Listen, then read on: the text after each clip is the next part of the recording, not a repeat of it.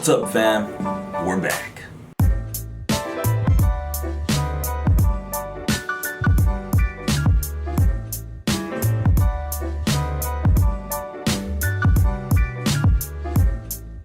What's up, fam? We are back. Man, I know it's been a minute, but I am glad to be back. A lot has been happening the past few months, but it is so good to be back. I got some stuff to share with y'all. So in short, as you saw, the most exciting thing that is going to happen is it's done. I finished it. The EP is coming out. Finally.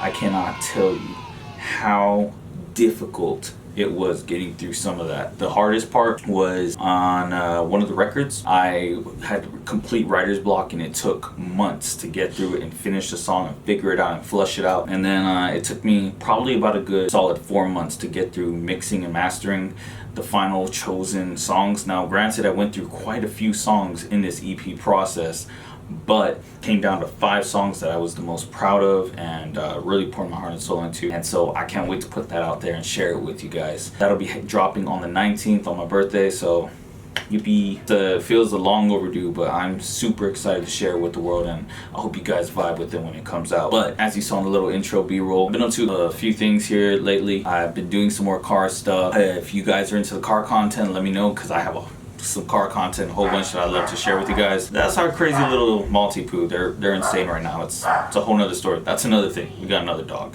He looks like this, by the way. He's cute as hell. I've also been hitting back into, just more life things like concerts. Like my Queen and I, we went to go see the My Chemical Romance concert.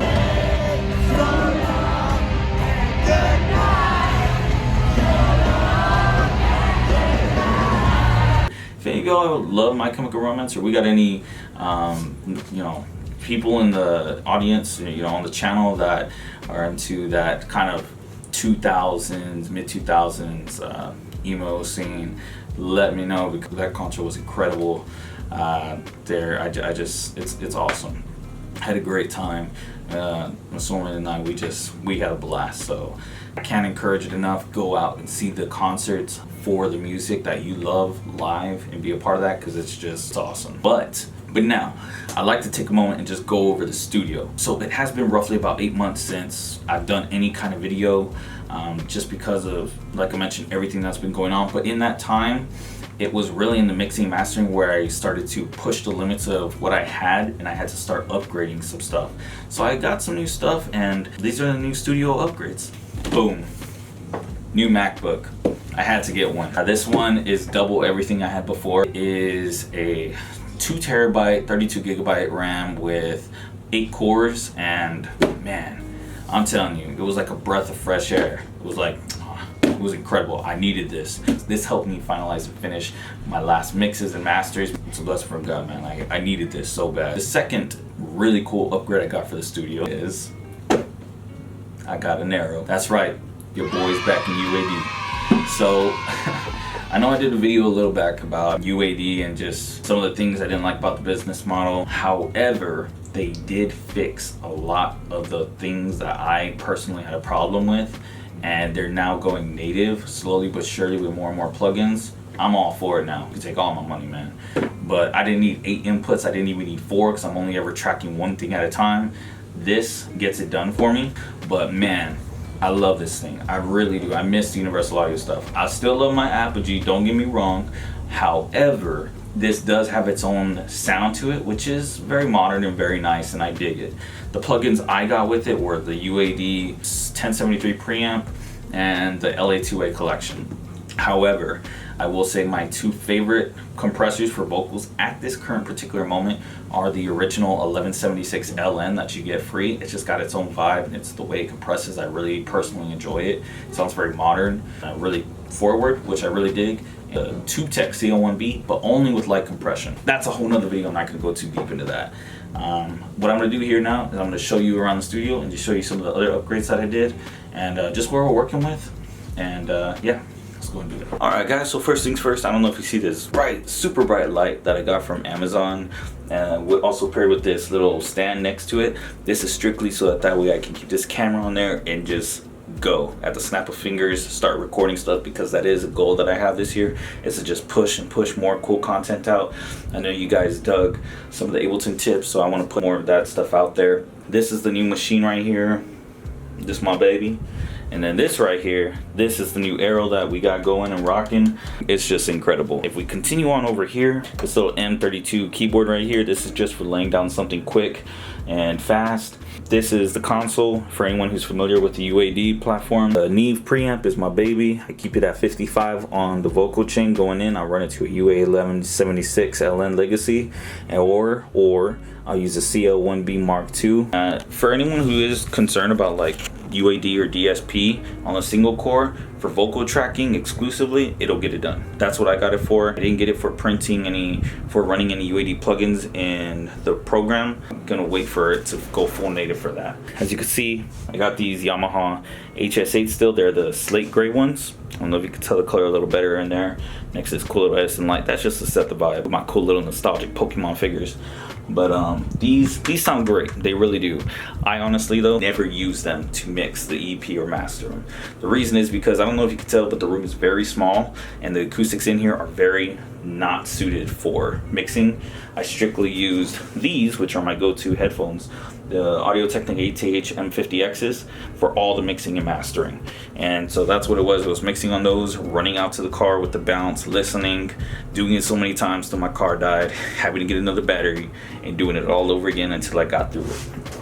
And if we continue around, you see here, sorry, I'm probably in the light. This is the Shure SM7B, and I absolutely just love this mic. If I had a portable mic case and I could only have 3 mics in there, it would probably be the U87, this mic, and either a 251 or a C800. I absolutely love this mic. It's incredible. Great for noise rejection if you're in a noisy room. My go-to keyboard is the Native Instruments K61, MK261. These got the best weighted filling keys in the game. I absolutely love it. Yeah, I can't say enough about this. Blue lights at night are really nice too. I like seeing the blue lights at night. It really sets a vibe. I don't know if you guys can see this, but these suckers are taller than me. I'm like 6 foot. These are some little custom made, very quick isolation panels. Now, the reason I went about this is because I saw, shout out to Marcus Lee. He is a singer and artist from Singapore. Shout out to also another recording studio in South Korea. They did some mic shootouts, and in their mic shootouts they used a U87 and a 251, and the 251 sounded incredible as always, you know, but the U87 really held its own and they sounded great. And I was thinking, why does it sound so good? Why are their vocal takes alone, just the takes, not talking about their quality or their tone, besides the fact that they're great singers, but why do their takes sound so good? And I realized that they're in a situation recording booth where what's in front of the mic, the voice, and everything behind that person is completely dampened and isolated. So there's no like echoey things happening from in front of the mic capsule. And so I thought, man, that's it. I need to do that. So I built them. There's actually 3 of them. And what I do is I line them up right here and I just create like this little vocal area. And everything behind me is dead. It's just dead sound. But the room isn't dead because I still have some liveliness on the sides. So it's dead, but not in a bad way. It's definitely in a more controlled way, and it actually resulted in much better recordings. I was very pleased with the results. And I can set them up real quick actually, just so you can see what they look like. Total cost was about $300, so if you're looking at doing it, just know that that's probably what you have to spend around there if you don't have all the tools from the beginning. But yeah, this is it. I don't know if you can hear on the mic, but it is definitely more dampened. It's not completely dead, but it is a lot more, it's less exciting on a vocal takes in, but because of that I get a lot more play area in the frequencies without getting all this weird crap happening. And it's easier to process and clean the vocals like this than with all this room noise without them, because then you start getting these weird little artifacts. So in short, I freaking love them. I think they're great, and you should make some if you can. So I'm gonna go ahead and put these back. So now you can hear how my voice has gotten a little bit more livelier. Now I think you understand the impact of those. It's really incredible. And I don't need a vocal booth. I just pull them out when I need to record vocals. Which brings me to probably my favorite piece of equipment I bought in the last, I don't know, 6 years. And that is this bad boy right here. I don't know if you can see. The mic will get it. That is my baby. That is the Neumann U87 AI in black. This microphone I absolutely adore and love. I know a lot of people knock on it because the U87 is not an exciting mic by default, but something about it just cuts through a mix so well when you EQ it right, when you process it minimally but tastefully. It's incredible. And I love it. It sounds a lot like the SM7B, which I like a lot of my voice in recordings. It's just something about that and my voice drive together well, except this has a bit more high in fidelity. So I absolutely love this mic. I actually love it so much. I have a second one in the closet. So I don't know if you guys can see this, but this is an Orange Crush 30.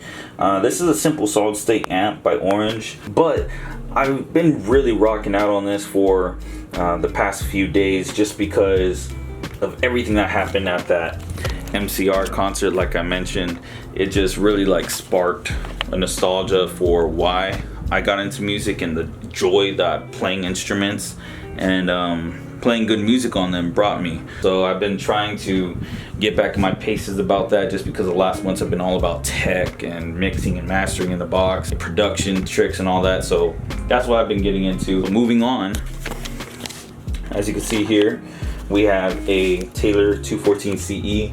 This is my guitar that I recently did an Ed Sheeran cover with. I mic'd it up with a U87, my second one that's in the closet, just because the electronics on it, I think I needed a 9-volt battery. It just wasn't happening. So this is a really great bright sounding guitar. I do want to get a Gibson Songwriter soon, or a Martin 000. I don't know, we'll see, but for now she gets it done and she's a beaut. So moving on, we got my Epiphone Riviera P93. I've had this since I was 18. It's lasted, that's all I can say. It's great. It has its own sound and it gets it done. Favorite guitar of all time. This is my Gibson SG. It is actually, or was actually, a robot. However, what I ended up doing was taking out the ugly robot tuners in the back and putting Grovers. I ended up gutting out the internals and putting a new Gibson pot and toe knob, taking out the MKC knob, and then to really touch it up and add a spice of uniqueness. This is a guitar no one else in the world will ever own a copy of, because I added this right here. It's my initials, JSM, but the S is a music sign. My father made this for me. He's a jeweler, so he does all this engraving stuff, and he made this for me with all this engraving artwork. It's really pretty, and I love it to death. And I added this Bigsby B7 on it. He engraved it for me as well all around. I'm always gonna have this guitar, never gonna get rid of it, always gonna rock it. And now it's totally 100% personalized in mine, so I absolutely love it. Yeah, this is my baby. That's the studio, guys. I hope that the next project is gonna be a manifestation of all this excitement that I have and that it reflects in that. And I hope that this project that I just wrapped up, once you guys hear it, you vibe with it. And if you don't vibe with it, that's perfectly fine. I can totally understand that. I know I don't vibe with everything, but that's just human nature, right? But I can't wait for you guys to hear this music. I just can't wait. But nonetheless, thank you so much for coming in and checking out this video. Let me know, I'm curious, let me know if there's any UAD plugins or any vocal chains that you guys are using that you think I should check out, because I'm happy to do it. UAD got me sucked in, now they're gonna take all my money. Thank you so much for coming and checking out the video and staying this long. As always, good vibes and peace. There's fam. Rock on.